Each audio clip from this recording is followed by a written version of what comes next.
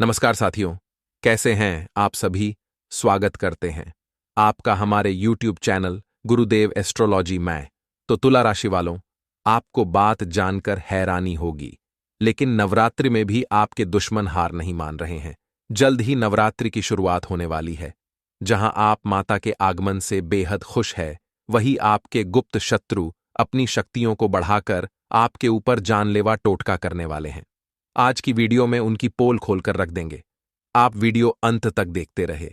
लेकिन सबसे पहले, अगर सच्चे सनातनी है तो वीडियो को लाइक करके कमेंट बॉक्स में जय वायुपुत्र हनुमान जरूर लिखे। दोस्तों, कहते हैं नवरात्रि का इंतजार सभी को बेसब्री से होता है। यहां पर दो लोग होते हैं। एक वो होते हैं जो सच्चे मन से माता के आगमन की प्रतीक्षा करते हैं, ताकि वो दिल से माता रानी की पूजा करें, उनके घर में खुशियां आएं, माता उनके घर में खुशियां लेकर आएं और कन्या भोज कराएं। माता को अलग अलग प्रकार के भोग लगाएं और दिल से वो खुश होते हैं। लेकिन दूसरे प्रकार के लोग वह होते हैं जो नवरात्र का इंतजार करते हैं ताकि वह तंत्र मंत्र कर सकें, क्योंकि यहां पर उन्हें पावर थोड़े ज्यादा मिल जाती है। यहां पर थोड़ा काम उनका जल्दी बन जाता है। खास तौर पर अगर वो किसी के खिलाफ कुछ कर रहे हैं तो वो चीजें बहुत जल्दी काम में आ जाती है। यूं कहे, वह चीजें बहुत जल्दी अपना असर दिखाने लगती हैं। तो वहीं पर आपको थोड़ा बचकर रहना है, वहीं पर आपको थोड़ा सावधान रहना है। उस आदमी का नाम हम आपको बताएंगे जो कि आपके घर से ज्यादा दूरी पर नहीं रहता, लेकिन आपके ऊपर ताक हमेशा बनाए रखता है। कहते हैं ना, जब भी हम सफलता की लकीर की ओर आगे बढ़ते हैं, लोग हमारी टांग खींचना शुरू कर देते हैं। और वही लोग हैं जो हमारे खिलाफ अलग अलग तरह से शैडो यंत्र बना चुके हैं। लेकिन कहते हैं ना, जाको राखे साया मार सके ना कोई। जब परमात्मा ही स्वयं रक्षक हो, जब भगवान श्री कृष्ण ने ही आपकी ढाल संभाल रखी हो, तो फिर आपको मानने वाला क्या कोई पैदा हो सकता है। इसलिए आज तक इन लोगों ने, आपके विरोधियों ने, आपके दुश्मनों ने जो भी यंत्र रचे हैं, ये खुद अपने ही षड्यंत्र का शिकार हो गए हैं। लेकिन दोस्तों, जब एक नंबर के काम से, यानी सीधे तरीके से कुछ नहीं हो पाया, तो अब इनका प्लान कुछ उल्टे तरीके से करने का है। देखिए, ये लोग हार मानने वाले नहीं हैं। इनसे भी हमें कुछ सीखना चाहिए कि जिंदगी में कभी हार नहीं माननी चाहिए। जैसे कि लोग टारगेट पर टारगेट हमें बनाए जा रहे हैं, तो आपको थोड़ा सा यहां पर सतर्क रहना है। आपको दोस्तों यहां पर थोड़ा सा सावधान रहना है, क्योंकि यह बिल्कुल भी जरूरी नहीं है कि जो आप पड़ोसी पर भरोसा कर रहे हैं वह आपका अपना है।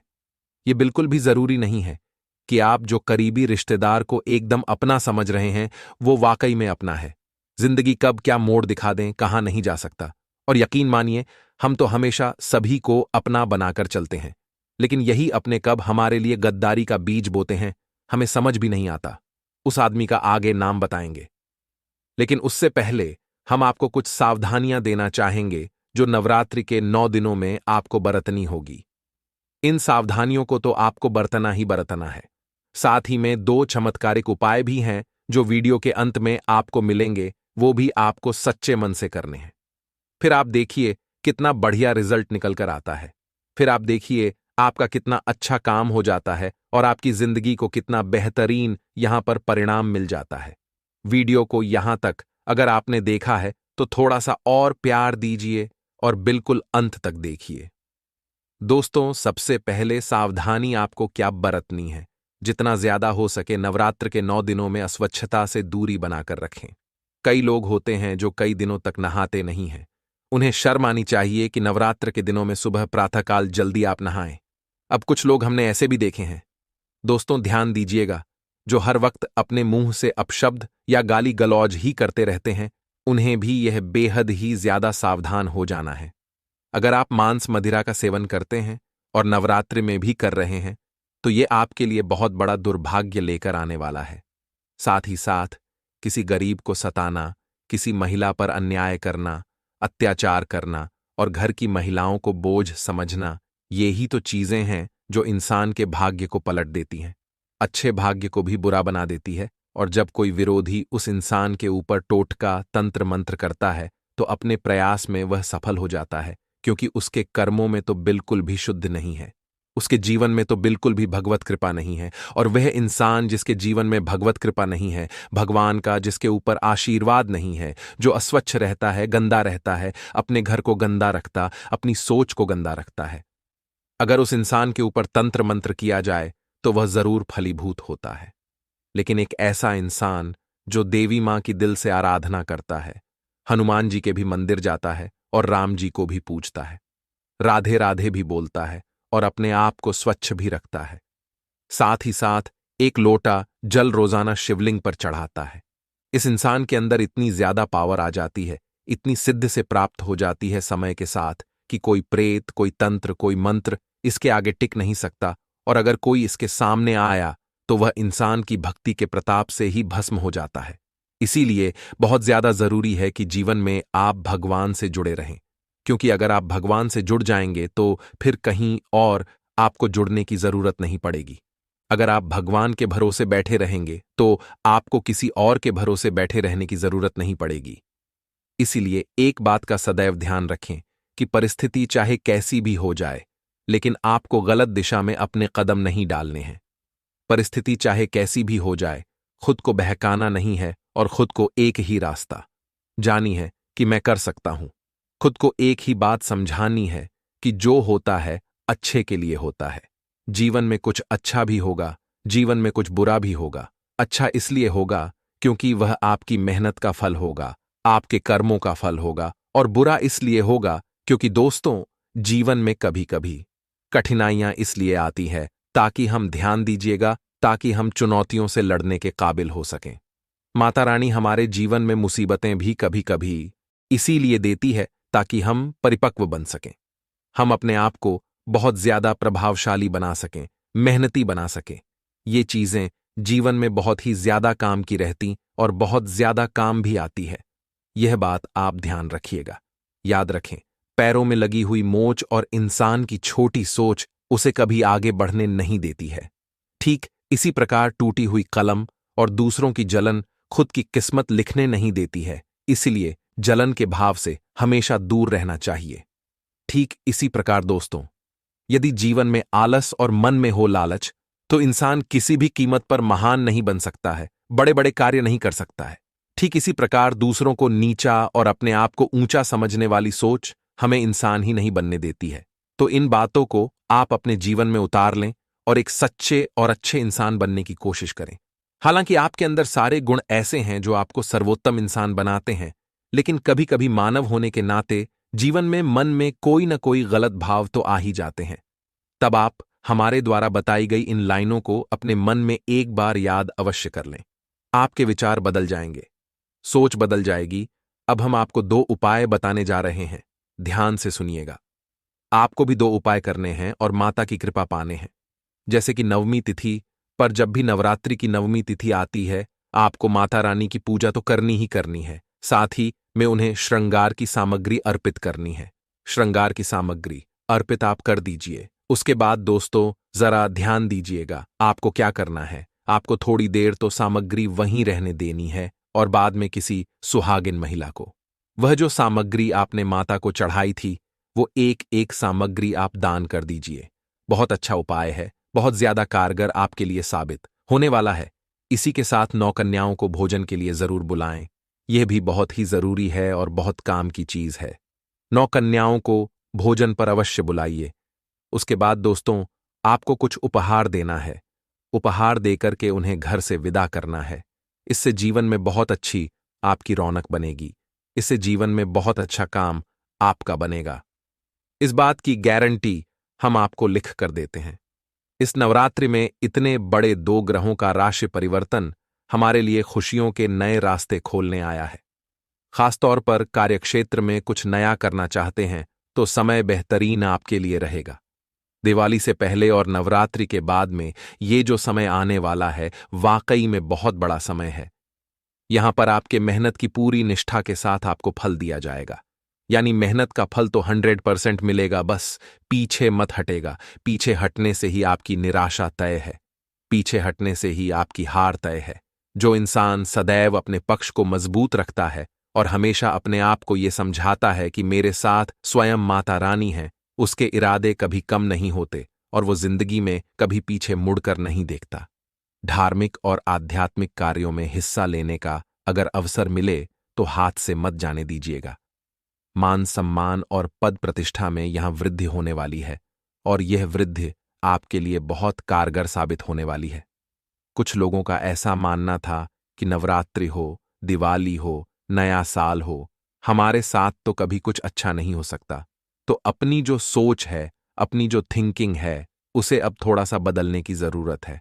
क्योंकि जिंदगी में भी कुछ बड़ा तभी होता है जब इंसान खुद ये निर्धारित करता है कि मेरे साथ सब अच्छा होगा, और जरा सा कुछ अच्छा होता है तो उसके अंदर आत्मविश्वास आता भी है। लेकिन फिर अगले पल कुछ पुनः बुरा होता है तो उसके अंदर से आत्मविश्वास चला जाता है। तो देखिए, आपको एक बात ध्यान रखनी है कि जिंदगी में हमेशा एक जैसा आपके साथ व्यवहार नहीं होगा। कभी सुख आएगा तो कभी दुख आएगा। हमें सुख के दिनों में न तो बहुत ज्यादा घमंड करना है और दुख के दिनों में रोना करना भी नहीं है, क्योंकि वापस शोक आना तय है।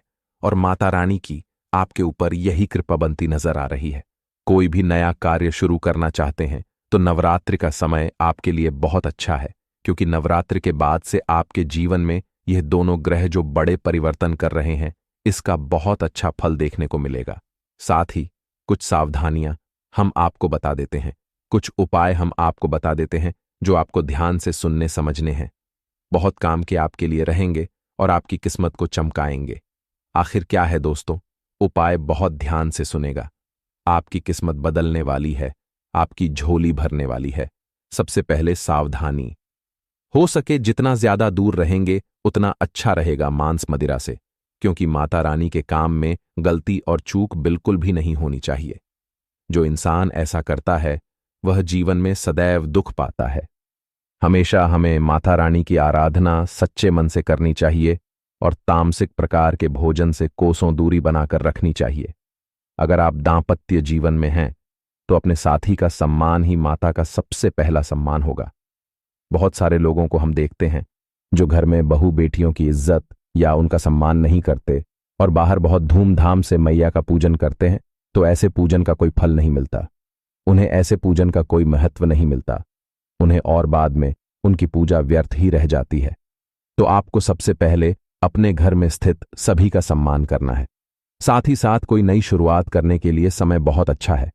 लेकिन जीवन में जब भी हम कोई नया व्यापार खोलें, कोई शुरुआत करें, तो हमें जरूरत होती है कि हम अनुभवी लोगों से सलाह मशविरा जरूर करें। ऐसा नहीं कि आपके दिमाग में आए और आपने कर लिया। हर क्षेत्र में प्रयास करना जरूरी है, तभी आपको शुभ फलों की प्राप्ति होगी।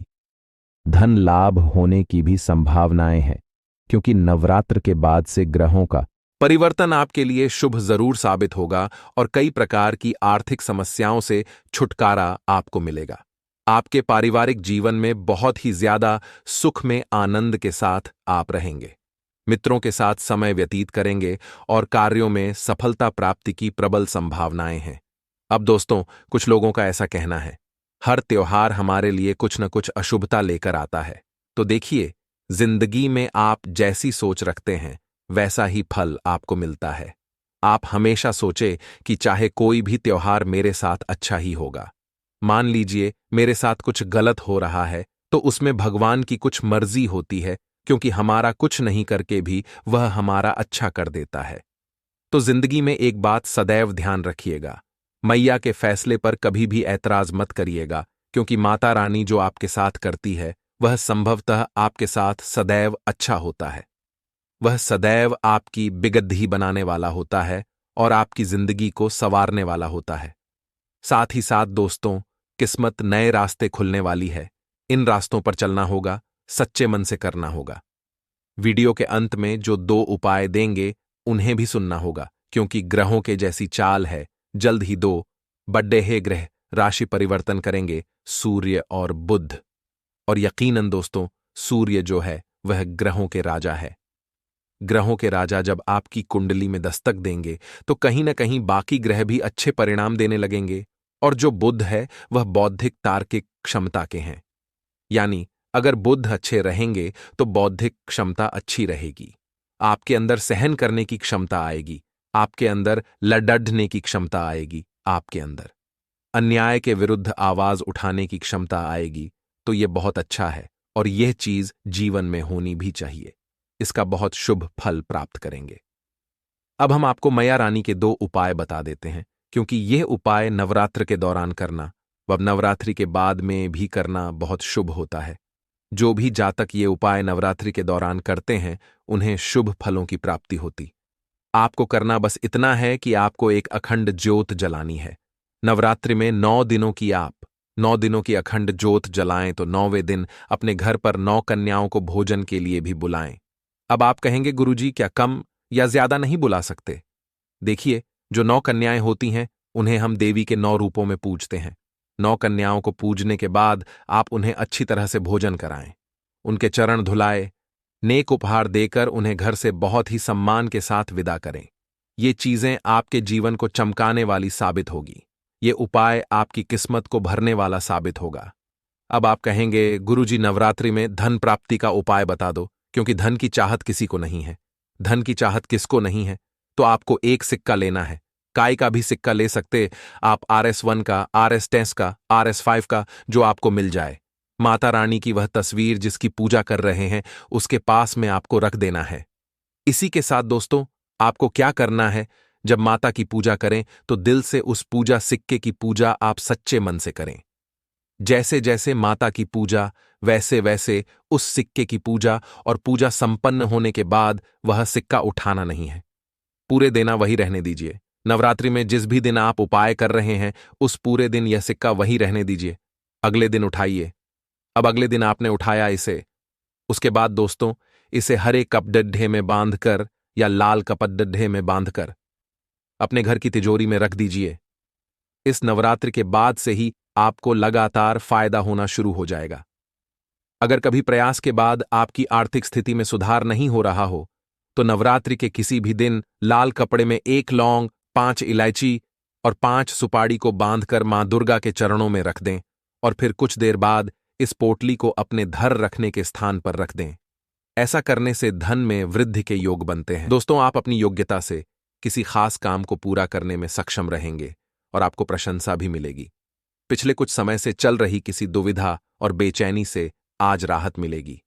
ससुराल पक्ष के साथ चल रहा कोई विवाद दूर होने से संबंध पुनः मधुर हो जाएंगे तथा फाइनेंस को लेकर यह समय थोड़ा संभल कर भी चलने का है।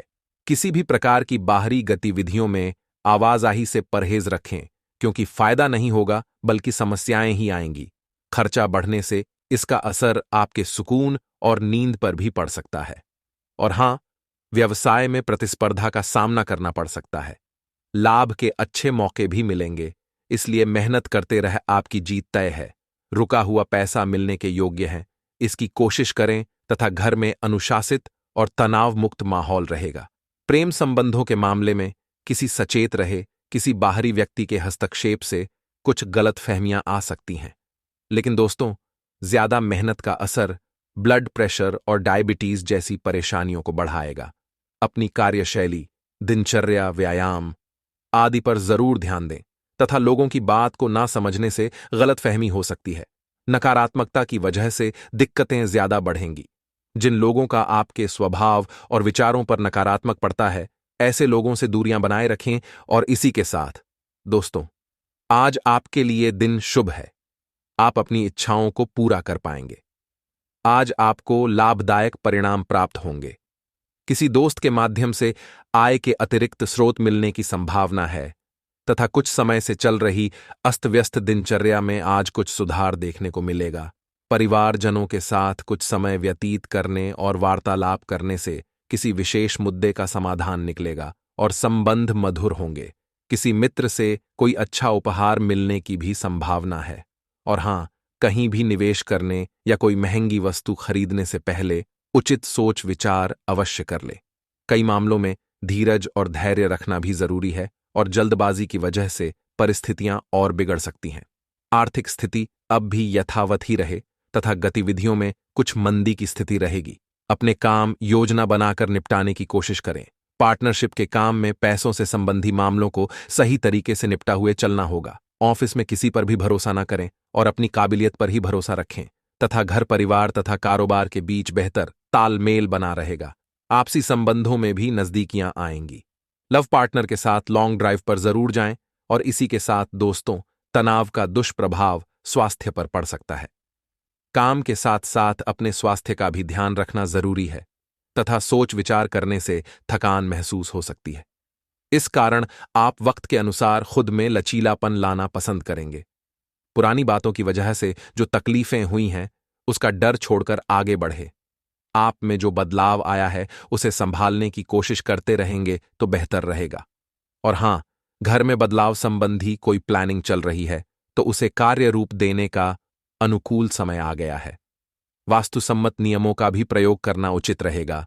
अपने व्यक्तिगत मामलों पर दूसरों की सलाह की अपेक्षा अपने निर्णय को प्राथमिकता देना आपके लिए उचित रहेगा तथा दूसरों के मामले में बहुत अधिक अनुशासन और रोक टोक ना करें।